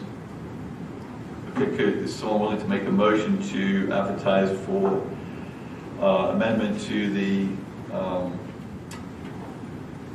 Township Ordinance Code, Chapter 78, Vehicles and Traffic, for these amendments? I'll make that motion. Is there a second? I'll second. Is there any board comments or questions on the motion? Is there any public comments or questions? Okay, then we'll take a vote. All in favor say aye. Aye. Aye. Is there any opposition? Hearing none, the motion passes 5-0. Thank you. Next is agenda item 11, which is discussion and possible approval of an agreement of sale between West Goshen Township and Mark and Michelle Brubaker for the purchase of 3,575.94 square feet portion of their property at 315 Powell Lane. And Chris, or would you like to introduce this one? Yes, Mr. Chairman. So before the board this evening is consideration of approval of an agreement of sale for a portion of property at 315 Powell Lane. Brian has put up on the screen the area that would be required as part of this. The area proposed is roughly 3,576 square feet and contains a footpath that provides access to Cooper Smith Park. It was determined in 2023 that the best course of action would be for the township to acquire the property in order to make it an official public access way up to Powell Lane. I'll note the following. The purchase price outlined is $22,500, which includes the price of the land and an estimated cost for the installation of a privacy fence. Settlement would occur 30 days after subdivision approval, and the township will be responsible for the closing costs. The current property owners have signed the agreement of sale, and the board had previously authorized HRG to prepare the subdivision plan, which is currently underway. I just wanted to add that the owner or the purchaser will be responsible for the installation of the fence. The existing property owner will The be existing responsible. property owner. I'm sorry. Yeah, so this has been a situation which for decades has existed, where public access has been assumed across private property to access Cooper Smith Park off Powell Lane. And the current property owner has requested is a way to provide, well, to purchase this strip of land to allow it to become township-owned property to make sure it's now become a public access path. That's correct. Is there any board questions or comments on the this information or the possible approval for this agreement of sale? John, do you have- I'd like to make a comment. Go ahead, John. Hello? Yeah, go ahead. This has been going on for decades. Folks have been traveling between suburban village and Cooper Smith Parks and going out to Westchester Pike and ShopRite or whatever. It's been going on for many, many, many years, and it's just long overdue. I'd like to make a motion to approve this. Thank you, John. Is there a second? Actually, thank you. Is there any board comments or questions about the motion? Actually, just thinking out loud here, is there any way this now creates people driving to this top of Powell Lane and parking to then access this access point? Is this going to encourage a traffic issue, parking issue in this neighborhood? Well, what's the traffic like, pedestrian traffic like already on that strip? Like, what's the normal usage? Light, it's a residential neighborhood.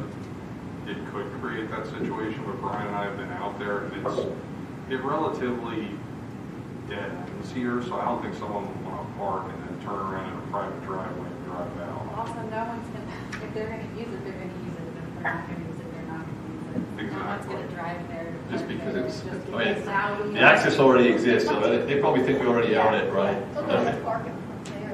Well, it's been there. Yeah. Whether they're going to use it or not, they don't care. Fair enough. Fair enough. It's just a question. Okay, any other board comments or questions on the motion? Yeah. Is there any public comments or questions? Doug? I remember hearing about this a few years ago. There's a little concern if this could set a precedent because there's other situations like this in the township, such as where everybody talks about where I live. Where I live on Woodview is now, when they put in Rangley Court, there's a path from Woodview going through the back of some residents of Rangley Court through their buffer to Aram Avenue and has created people, a lot of pedestrians, but people actually drive down our street just to get to that path. And that path is owned by their HOA. And I remember when we did that land development, that was a little controversial to do that.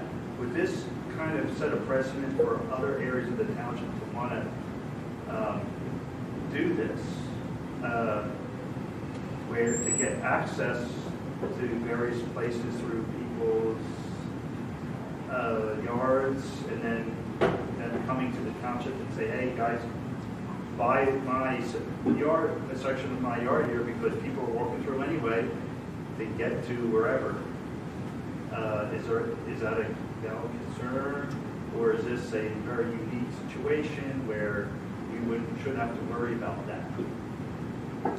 All right, sounds like a good question, Doug. I mean, each situation is probably unique. This has been a particular problem, and this homeowner said that, this is this is their property, and there's a liability of people accessing it, and it's trespassing at the moment, and the township was amenable to working with this particular property owner. I don't know whether there's going to be another unique situation that has similar circumstances or not, so it's difficult to answer your question. Well, I think just the difference between Doug is that this is a township park.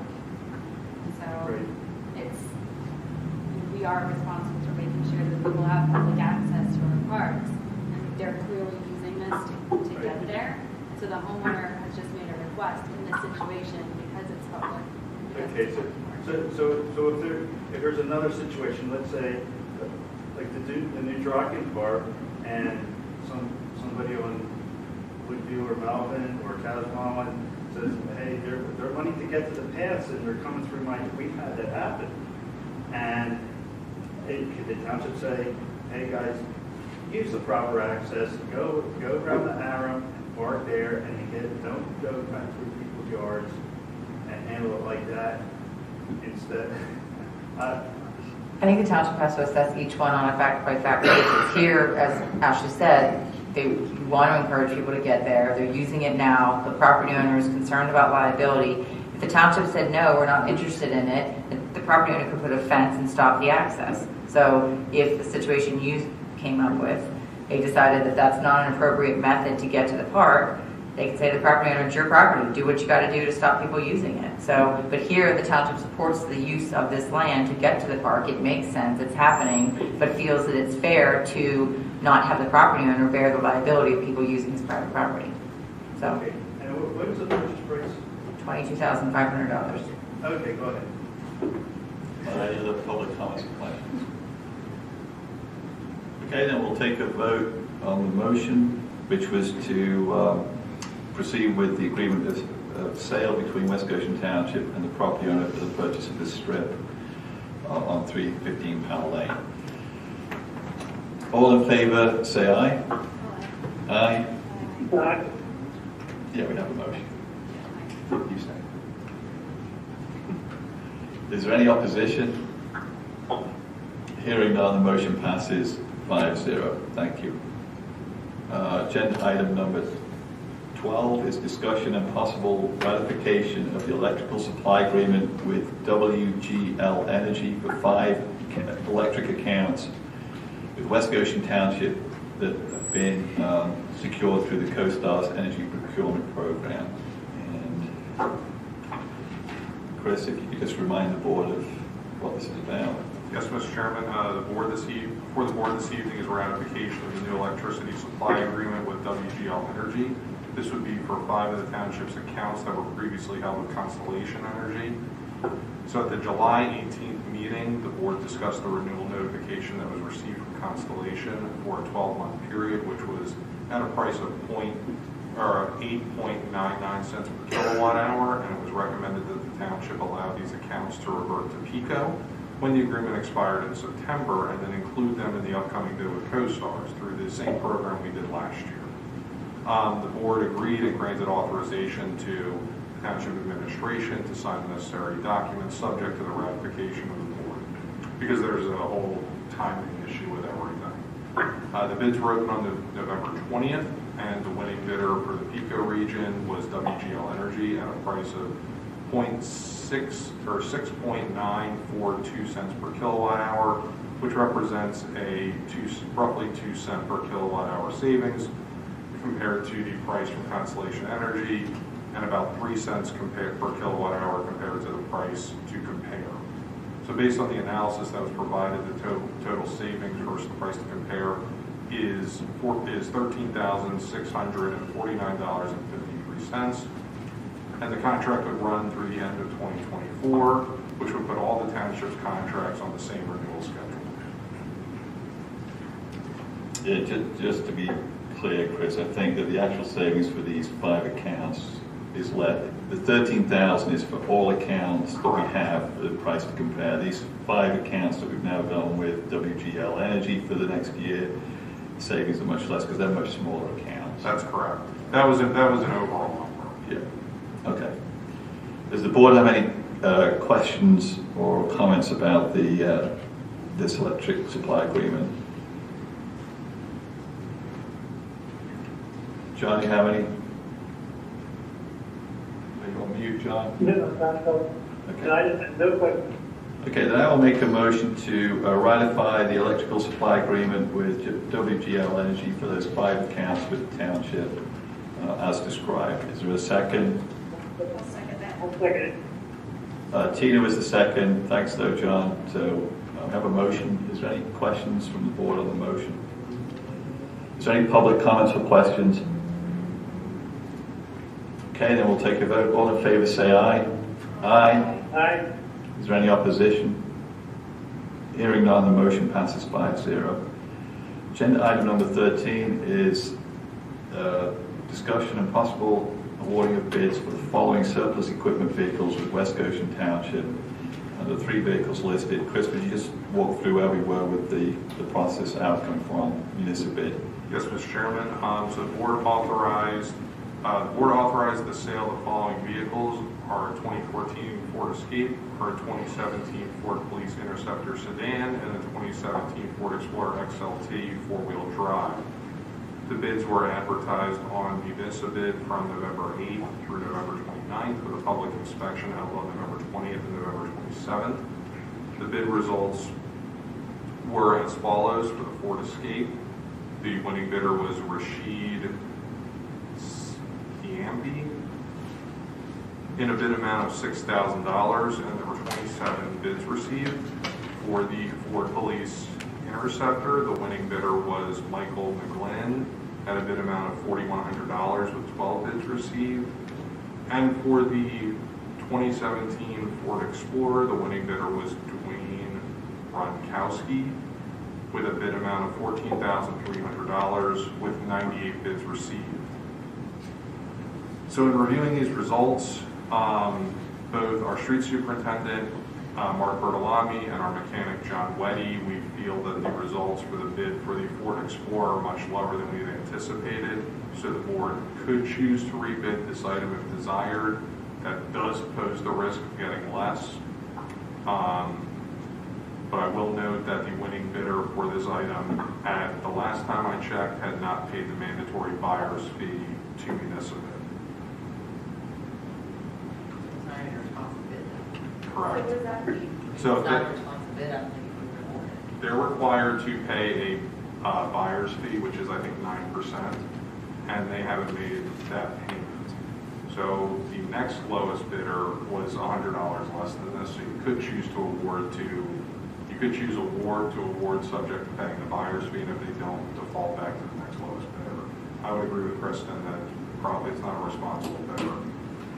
The responsive bidder. Sorry, responsive. I apologize. I don't think legally you're even allowed to award it to a non-responsive bidder. Can we, I mean, do we have the right to reject all bids anyway? So Yes. we can, for each item, we don't have to. That's correct.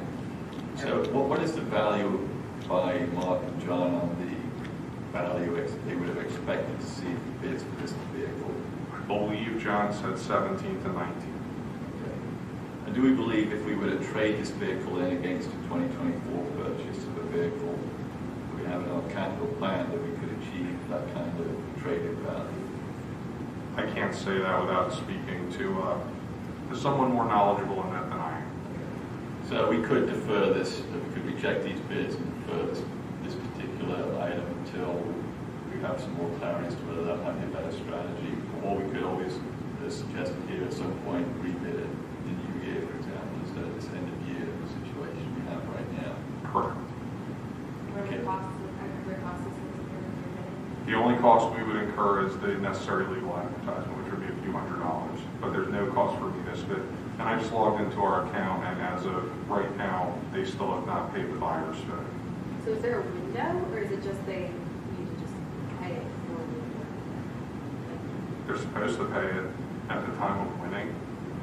So I don't know off the top of my head what the rules are, but they're supposed to pay it at the time of winning. And we've had a problem before where we've had a winning bidder not follow through, right? Correct. And are the amounts that were bid as the highest bids for the other two vehicles in the generally expected range that we anticipated for those two vehicles?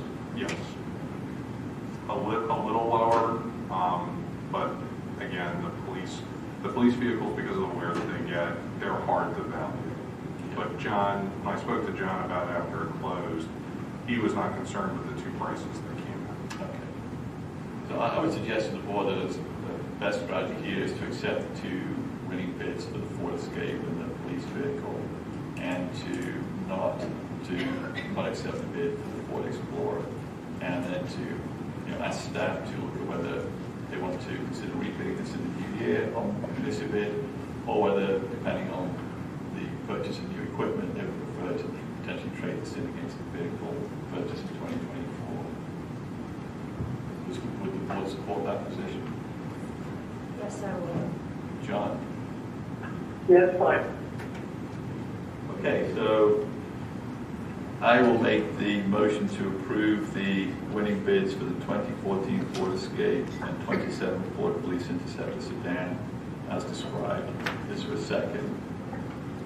I'll second that. Ashley is the second, Chris. And okay, so I'll amend my motion to reject the winning bid for the Ford Explorer. So, Ashley, you okay with the amended? To second the amended? All right, so any comments on the board or questions related to the motion? Is there any public comments or questions? Margie, you raised this issue earlier. Are you okay with this strategy? Okay, then we'll take a vote. All in favor say aye. Aye. Aye. Is there any opposition? Hearing none, the motion passes 5-0. Thank you. Next is agenda item 14, which is approval of the Board of Supervisors meeting minutes from November the 2nd, 2023. Chris, I had a couple of questions and corrections. Okay. On page 3 of the meeting minutes, it's the paragraph, middle of the page that starts with Ms. Garnier. I wasn't quite sure what the second sentence meant, whether it's described properly or not. Mr. Kulikowski stated that the ordinances are in place to prevent people from removing slopes with proper designs or obtaining permission from the municipalities. That should say without. Without. Are in place to without proper designs. Okay. On the next page 4, the top paragraph, second sentence, Ms. Smith recommended that some additional detail be included to better define this term.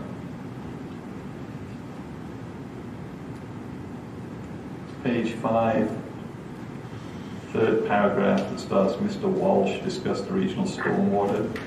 In the middle of the section, it should read, Mr. Walsh noted that the township's plan was to, and then strike out, complete the feasibility study across all the different areas to, and then from there it will say, was determine ways to continue to improve stormwater management. So Mr. Walsh noted that the township's plan was to determine ways to continue to improve stormwater management across the township through the submission of grant applications, plural. Page 6, the fourth paragraph that starts with Ms. Garnier should say, Ms. Garnier asked if the neighboring property owner is also interested.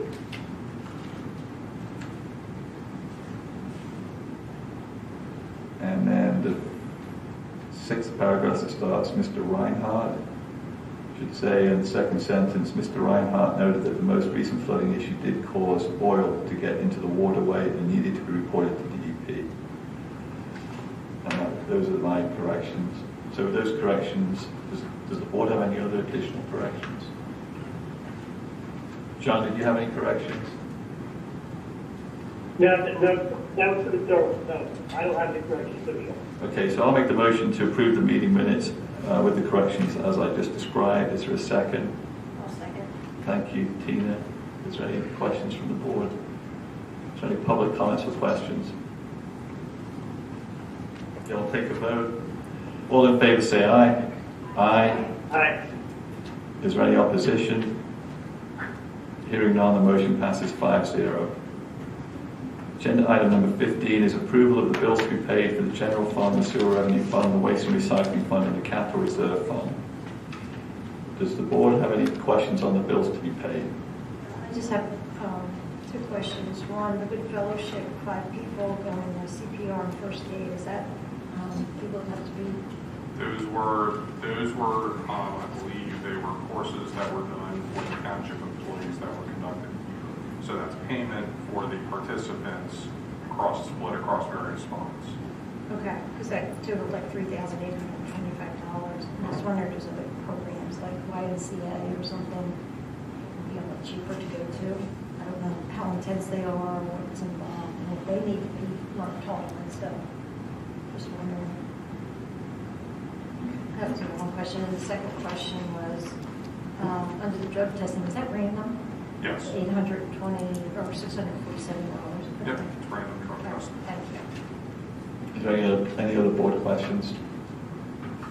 Chris, I just wanted to confirm this month, this set of bills, we have our sewer and trash rebate program. I believe we authorized that previously, and we did authorize a letter to go out to the recipients of the rebate, correct? Correct. Okay.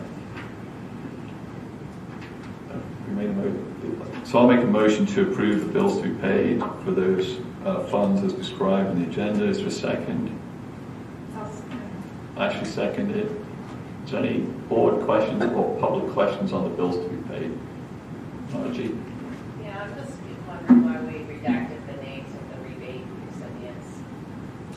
The Pennsylvania Right to Know Law exempts from access the names of people who receive social services. Is a service being provided by the government? Is there any other questions on the bills to be paid? I failed to acknowledge staff at last meeting regarding the totaling on the treasurer's report. And I had some questions on the treasurer's report, so I failed to acknowledge that, but I appreciate that staff is now doing that. I think it's a simple request. It definitely helps. Yes, it does. So, thank you very much. Thank you for the comment, Margie. Is there any other questions on the bills to be paid?